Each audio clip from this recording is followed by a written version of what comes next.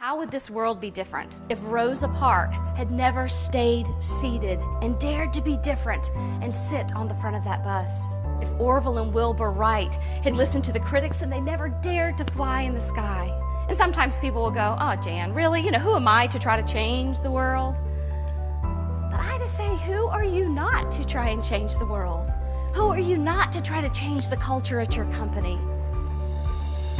You have something that looks a little odd or a little off or seems a little risky, all of a sudden we take a step back and we pause. And that's what's happening in our organizations, and that's what's happening in those above you. If we don't stop and realize that it's our perspective that makes a difference, we're going to keep ourselves from growing.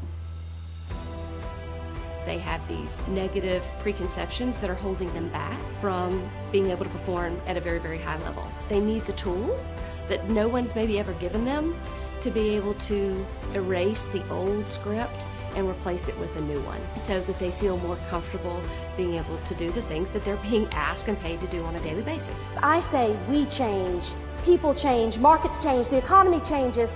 Things can change. We have to think bigger and get outside of our own comfort zone to make a difference. I'm going to challenge you to dare to be different. Y'all say that with me.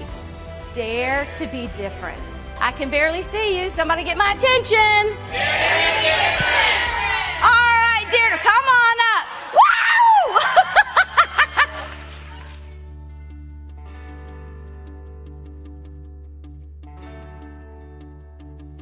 I actually had the dream when I was a little girl to play football and carried it through my life, and then all of a sudden find out that there's going to be a women's professional full tackle football team coming to Jacksonville, Florida. I actually went for it, made the team, and just got to live a lifelong dream that no one would have ever thought would happen.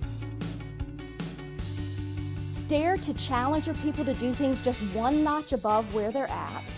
Challenge people to get outside their comfort zone and to look at things from a different perspective. I'm going to ask you just to commit to doing 3 things differently today. Is that fair? She wasn't reliant upon PowerPoint, very engaging with the audience, really interactive, and her passion for helping people is very evident when you watch her present. So the first thing that we have to do is just have a conversation that helps them realize that there's a shortcoming. And I do that in a very subtle way by having them tell me what their challenges are. All right, how many of you wanted to be in sales when you grew up? Ah, okay, now how many of you knew you didn't want to be in sales when you grew up? Okay, now thank you, we had some honest people in the room. All of a sudden the pressure's on, revenue, drive growth, make this happen. Oh, and don't forget all the other compliance things. We find ourselves in this world that we didn't really sign up for. My goal now is to take all of the experience and then translate that into a way that organizations can have a model that they can then implement within their own organization. You have heard it said that goal setting is sometimes just like throwing a bunch of spaghetti on the wall. If you throw enough out there, you hope something sticks.